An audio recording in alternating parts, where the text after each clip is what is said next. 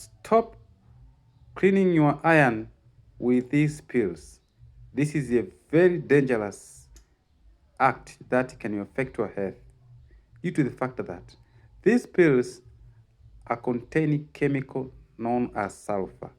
This sulfur, when it's burnt from the iron, it gives a smoke. This smoke contains a sulfur chemical.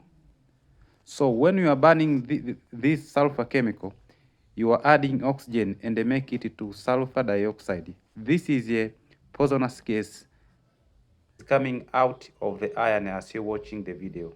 Remember, in your body, there is a mucus. Mucus contains water. So if they mixed with this sulfur dioxide gas, they result of forming a sulfuric acid, which can affect your health.